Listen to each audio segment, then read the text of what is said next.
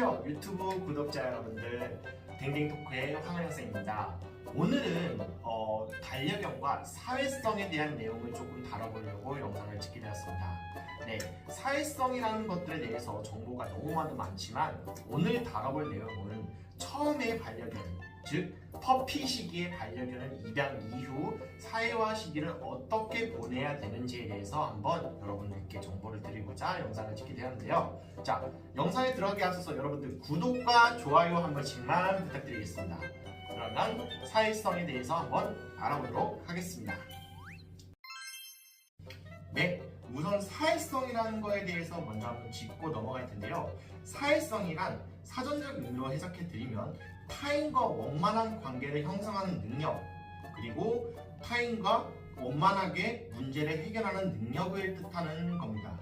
자, 그럼 우리 강아지로 비교를 했을 때 강아지가 다른 강아지 또는 강아지가 다른 사람과의 원만한 관계를 형성하는 능력을 사회성이 좋다라고 우리가 표현할 수 있는데, 그것 외에도 사회성이라는 것은 강아지가 여러 촉감, 소음, 그리고 주변 환경이라던가 움직이는 물체 등에 대해서도 적응하는 능력을 사회성으로 종합적으로 보고 있습니다. 보통은 반려견의 사회화 시기를 생후 3개월령까지로 보고 있습니다.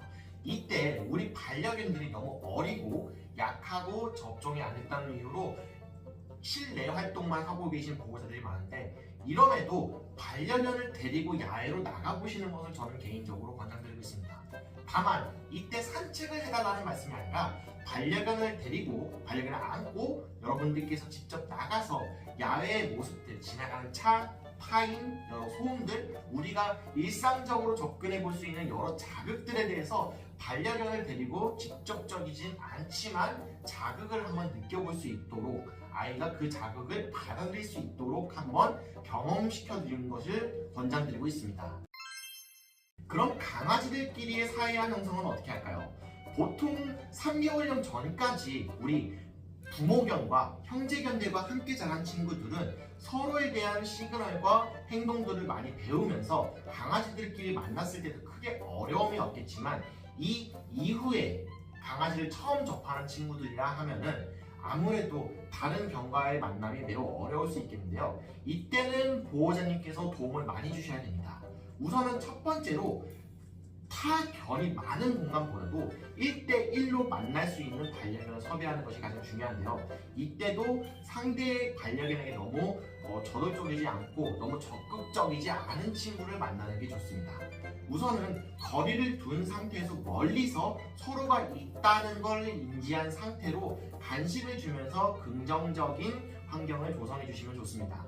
그 후 천천히 거리를 좁히면서 최종적으로는 반려견들끼리 서로 옆에 있는 상태에서 서로가 간식을 주며 강아지가 있어도 좋은 일이 일어난다는 것을 아이에게 알려주는 것이 가장 중요한 포인트입니다.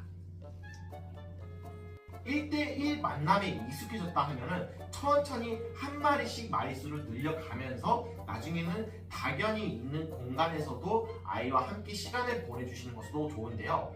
이때 중요한 것은 처음에 반려견들끼리 만날 때 즉각적으로 안 좋은 시간을 보내는 친구가 있다면 그 상황을 종료시켜 주시는 것이 좋습니다. 왜냐하면 그 배움의 과정에 있어 상대 반려견이 먼저 안 좋은 시그널을 이 친구한테 줬을 때 그거를 긍정적으로 받아들이지 못한다 하면은 오히려 다른 반려견을 더 무서워할 수 있기 때문에 상황이 안 좋아질 것을 대비하여 보호자님이 항상 주시를 하면서 좋은 분위기 형성에 최대한 많은 도움을 주시면 좋습니다. 이때 사회화가 성공적으로 이루어지고 다른 반려견과의 교류에도 문제가 없다 그러면 보호자님의 적극적인 지원은 그때부터는 조금 빼주시는 것이 오히려 반려견들 입장에서는 더 많은 도움이 됩니다. 강아지가 타인과의 사회성에 대해서는 어떻게 도움을 줄 수 있을까요? 우선은 첫 번째로 강아지가 불안한 공간에서 타인을 만나는 것은 좋지 않습니다. 오히려 강아지에게 더 타인에 대한 경계심을 일깨울 수 있기 때문에 강아지가 편안하고 부드럽게 사람을 만날 수 있는 공간에서 우선 타인을 만나는 것이 좋은데, 이때 예를 들어서 집에서 아이와 다른 사람이 만난다고 가정했을 때는 그때 첫 번째로 중요한 거는 절대 반려견에게 적극적으로 행동하지 않습니다.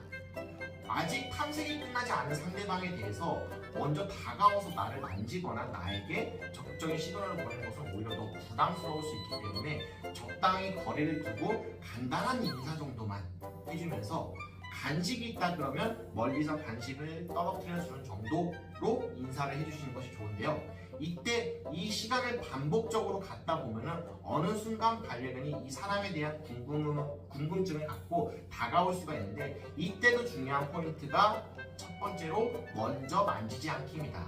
아이가 충분히 냄새를 맡고 탐색할 수 있는 시간을 끌어주신 다음에 천천히 손을 내밀어서 아이가 이 손에 대한 냄새도 맡을 수 있고, 먼저 턱 밑에서부터 천천히 스킨십을 하는 것도 좋은 방법이 될 수 있겠습니다. 네, 이렇게 편안한 분위기 속에서 타인을 만나는 거에 대해서 이제 익숙해졌다라고 한다면 아이를 데리고 나가보시는 것을 권장합니다. 이때도 간식을 소량 준비해서 나가주시면 좋은데요. 나갔을 때, 타인을 봤을 때 아이가 크게 두려워하지 않거나 반응이 없을 때도 마찬가지지만, 반응이 있다 하더라도 사람이 지나가고 났을 때 보호자님께서 간식을 주면서 타인을 만나더라도 좋은 일이 생길 거야 라는 것들을 많이 인식시켜 주신다 하면은 그 이후부터는 점점 하나 둘씩 사람을 만나더라도 아이가 경계를 가지거나 두려움을 가지거나 하는 반응들은 많이 줄어들면서 그 상황을 무던하게 이겨낼 수 있을 겁니다. 이렇게 전체적으로 우리가 사회성에 대해서 한번 내용을 나눠봤는데요. 이것 외에도 사회성이라는 부분에 대해서 좀 더 심화 과정이 필요한 부분도 있습니다. 하지만 여러분들이 초기에 반려견을 입양한 직후에 아이들한테 처음 형성하는 시기에 도움 줄 수 있는 방법에 대해서 내용을 설명드린 거다 보니까 이미 사회성에 대해서 어려움을 갖고 있는 분들이 있다 그러면 아무래도 전문가와 함께 직접적인 상담을 받아보시는 것을 먼저 권장드리고, 이 부분에 대해서도 제가 나중에 좀 더 집중적으로 다뤄보는 시간이 있었으면 좋겠네요. 네, 도움이 되셨다 그러면 여러분들 구독과 좋아요 한 번만 부탁드리고요. 다음에도 더욱 유익한 정보로 여러분들을 찾아뵙도록 하겠습니다. 여러분들 감사합니다.